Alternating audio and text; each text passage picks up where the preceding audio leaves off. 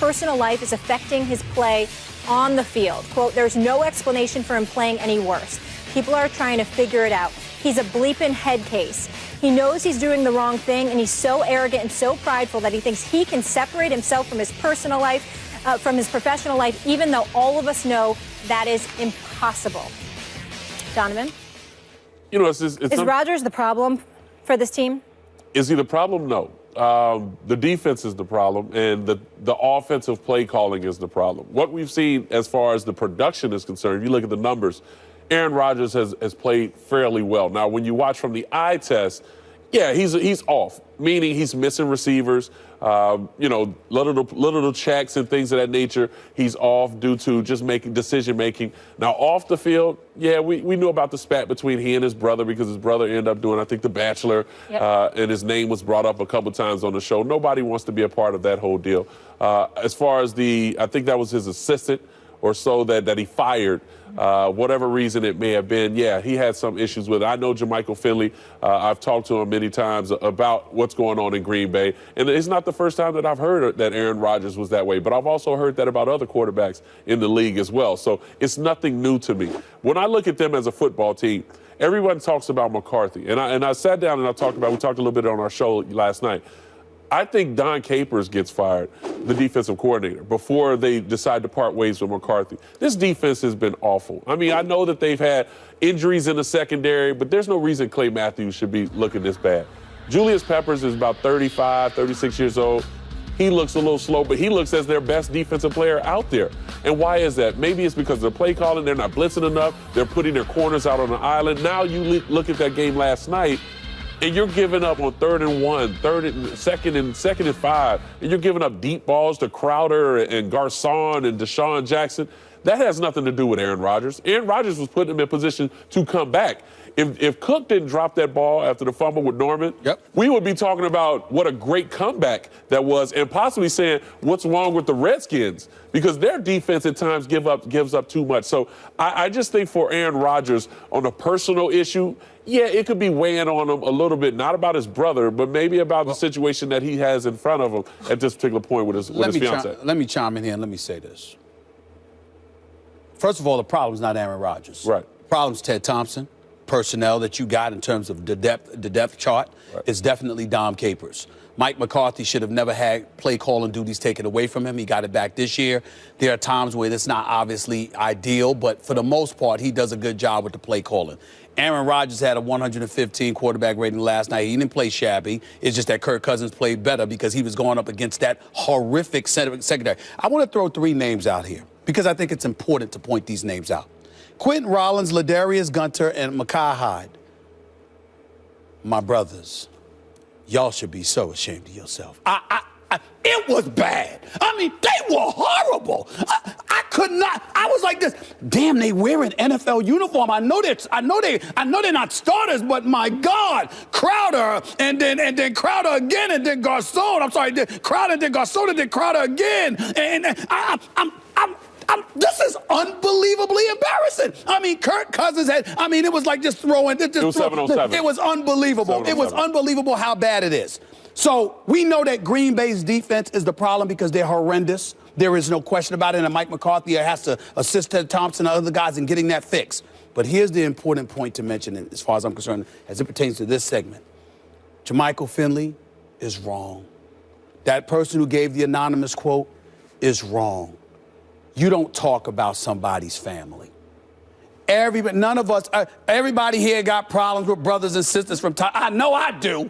Okay, trust me, I do. All right. The point is, it ain't everybody's business. Right. And the fact that, listen, I don't give a damn what Aaron Rodgers is going through. You don't have any business as a contemporary, as a player, as a colleague to be sitting up there, Max, and talking about how, well, you know what, you think he could separate the personal from the professional. Yes, you can. You can have problems at home and still show up to work and perform. Some people can compartmentalize, some can't. That's fine, but Aaron Rodgers, we've seen no evidence. According to his brother, these are things that have been happening, and his brother, by the way, had no business talking about his business either, but that's a different subject. The point that I'm trying to make to you is that, having said all of that, Aaron Rodgers' history as a quarterback shows he has the capability to go out there and perform. You don't bring up his personal family business to talk about his performance on the field. I think that's crossing the line. I wanted to address that. Jermichael Finley is, yes, you shouldn't have brought up his family. I agree. Right. If you're an NFL player, as Donovan McNabb knows, when you add the practice squad and you add the coaching staff and everything, you're dealing with over 100 people on every season that you're interacting with and can watch you in some capacity, and there's turnover every season. Once you've been in the league 8-10 years, there are hundreds and hundreds of people who have some kind of knowledge of you, and the chances are a couple of them aren't going to be crazy about you, almost no matter who you are, particularly if you are a little standoffish or arrogant. So I know where there's smoke. And maybe something here applies to Aaron Rodgers. I'm not dismissing it out of him, but he shouldn't have brought up his family. And I think just statistically speaking, it's likely you're going to find someone like Jermichael Finley to talk out the side of their mouth about you almost no matter who you are. So that's one. Two, it's not Aaron Rodgers. It's the defense and the running game, really. They really don't have a running game. And the defense, as sometimes I think you'll go over the top, Stephen A. Smith. Not in this case. I think your outrage, your indignation is justified about this. That defense is not an NFL caliber defense. I forgot who was it, Collinsworth? Who brought it up on the air the other day that their best defender turns the other offensive player into like a Pro Bowl player. Oh, they named about 4 of them when quarterbacks had a plus 100 It's QB rating. unbelievable how bad the defense is. Now, is that coaching? Well, yeah, first of all, coaches got to put you in a position to succeed, and they're not doing that. And then players have to execute, and they're not doing that. This is what I want to bring up about Aaron Rodgers, okay? He is not what he was before the beginning of last season. Last season, or almost a little more than a season and a half, he's just been an elite quarterback, not the best player in football. But I want to point something out. This is where quarterbacks take the blame and the credit for team success. Eli Manning, 5-0 in his last 5 games, and I think we can all agree he's playing a good quarterback. I'm not saying he's playing MVP level, but he's a good quarterback. 5-0, Aaron Rodgers 0-4, and the sky is falling, right? Over that time, touchdowns to interceptions. Both have 12 touchdowns. Aaron Rodgers has thrown 3 interceptions. Eli Manning has thrown 6. Completion percentage, Aaron Rodgers 64%, Eli Manning 63. QBR, Aaron Rodgers 74, which is elite. Eli Manning 68. The difference is Aaron Rodgers has been sacked 13 times, and he's much more mobile than Eli, obviously. Eli's been sacked 3 times over that time. So basically, Aaron Rodgers, in spite of playing on a much worse team at the moment, is doing a little better than Eli Manning, who's 5-0, and everyone would acknowledge is playing a good quarterback. People don't think of Eli as the same level, so they look at that as a knock. Yeah. I know. I was wondering why you even brought Eli Manning. Because Eli is an excellent quarterback. Okay. He's not?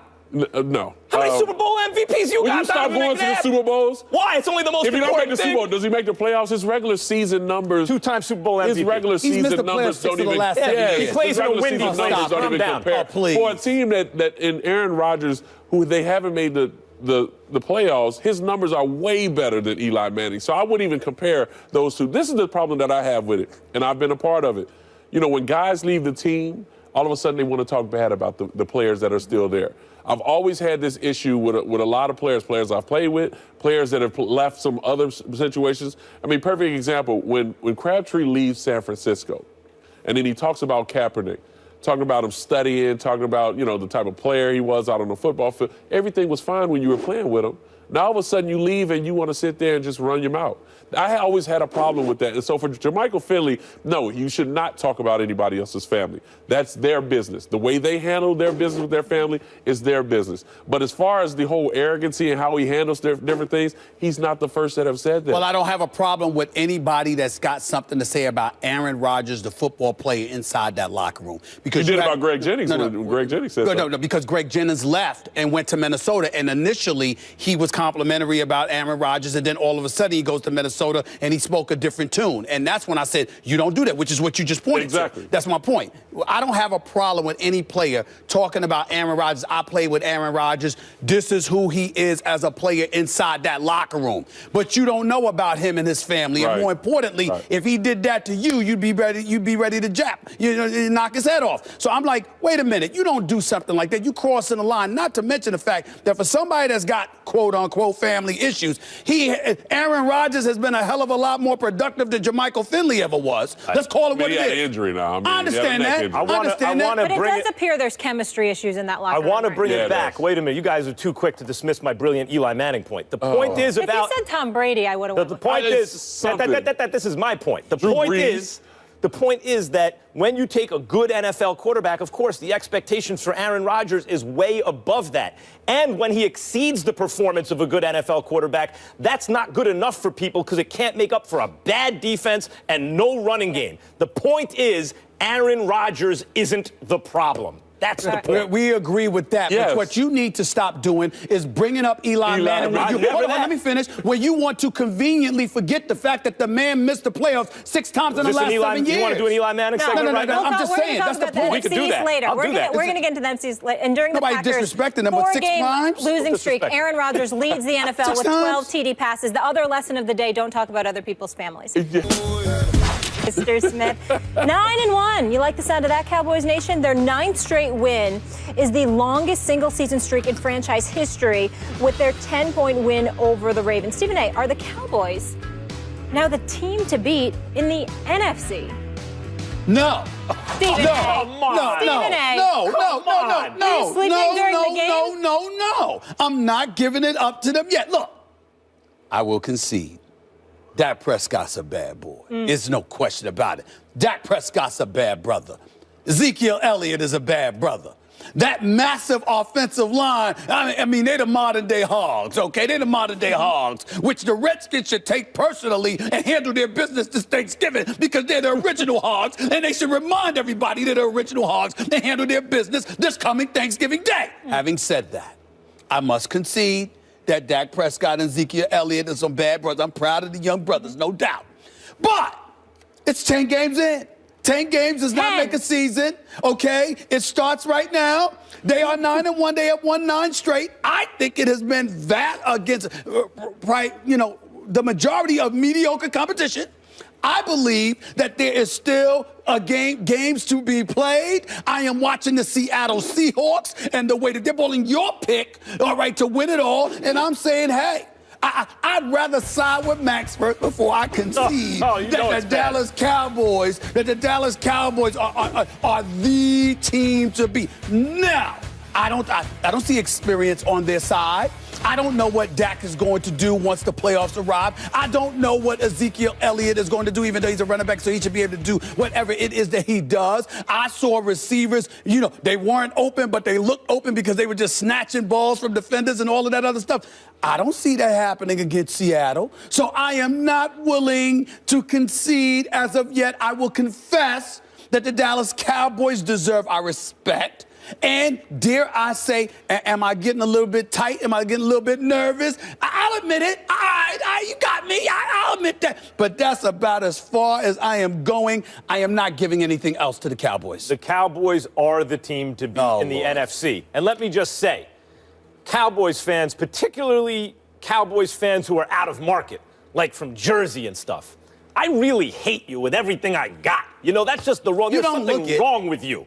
But I have to admit, they are the team to beat in the NFC. Whether they're the team to beat at the end of the season, we'll see. Right. Seattle remains my pick to go to the Super Bowl. Right. I called it before the season started. Seattle, New England, Super Bowl rematch from 2 years ago. I like Seattle in this one. We'll see what happens ultimately. We don't know what team the Cowboys will be week 17. That's the real question.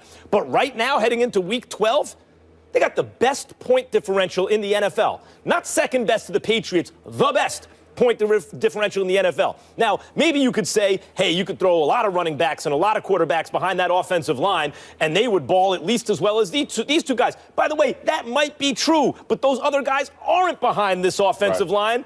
Dak Prescott and Ezekiel Elliott are, and they are tearing the league up. And the defense is good. Now, you could say that's a result of the offense and ball control and all that, and maybe you're right.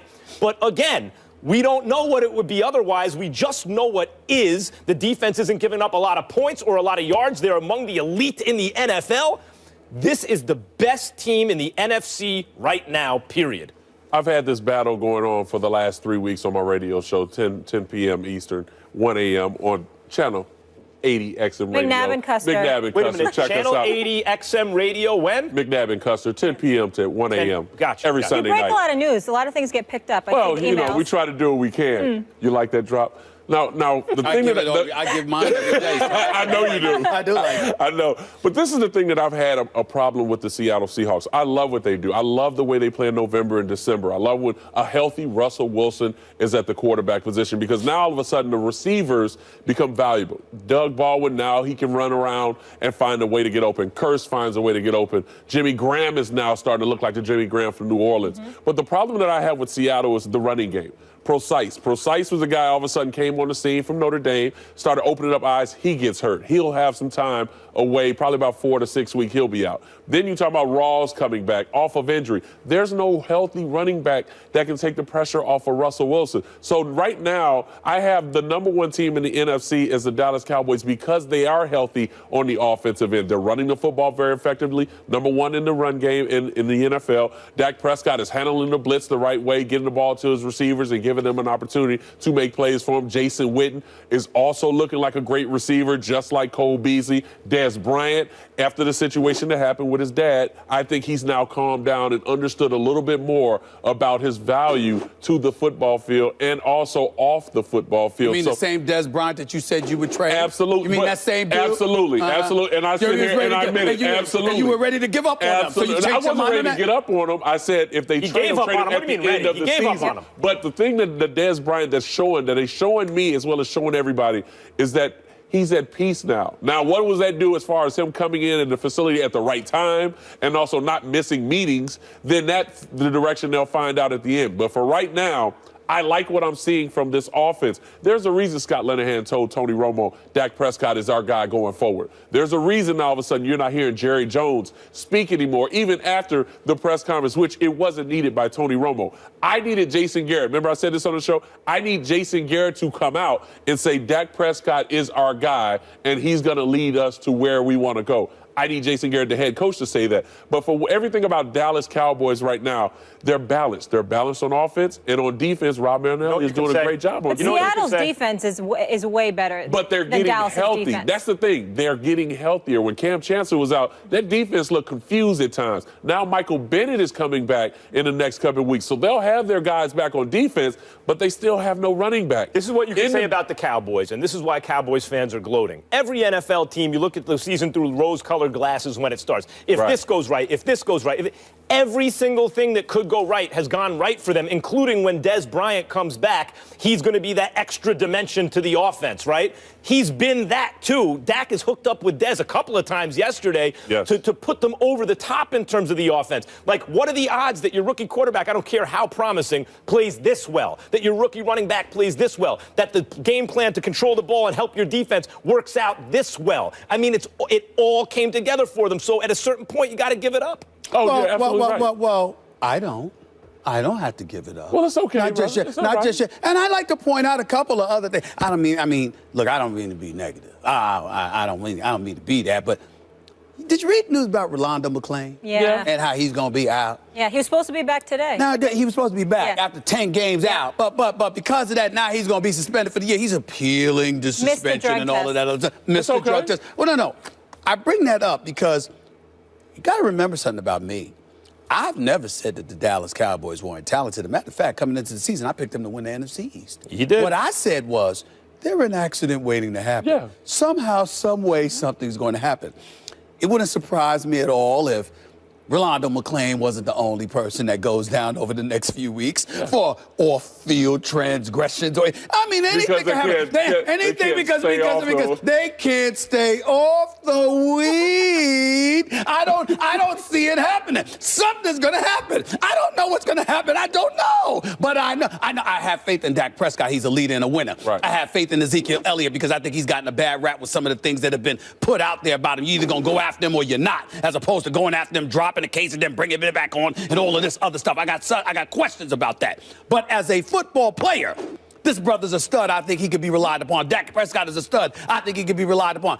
The other members of the Dallas Cowboys, I'm just not so sure. And for me, I'm like, wait a minute. You got Washington coming up. You got a rematch against the Giants coming up. You got Detroit and Philadelphia coming up. You got about 5 of the next 6 games of the Dallas Cowboys. They're going to have, it's going to get a little bit tighter. We don't know. You can't predict anything they've about had the a soft NFC East. schedule so far. Soft schedule. Yep, nobody wants to say that. But part of that's because those team. the soft Part of that, schedule? no, they How could have. you If say you that? look at the one, You Giants should be have a soft ashamed of schedule yourself right now. arguing with me about if that. you look at the one-loss record of their opponents, it's bad. Part of that's because those guys are playing the Cowboys. But even taking that out, they have not had a very hard schedule so far this year. That is true. We will see in the next We're several looking at weeks. the end result of it all because now, I mean, you can basically say that the New Orleans Saints are not a good team and everybody should beat them. They're just that close from beating some of these top teams, and they'll probably make the playoffs. So let's just stop with the whole soft schedule deal because I think they'll beat the Giants when they play the Giants. We'll see. I think they beat the They Eagles when didn't play them. week one. I'll remember that, Donovan.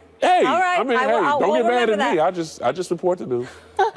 Really? He just breaks Really? it. A little later in the show, we're going to discuss if Dak Prescott on McNabb and Custer. This is the league MVP right now. What do you Eagles think saying on this Twitter? Go on, vote. Is Dak the MVP of football? We'll share those results a little later in the show.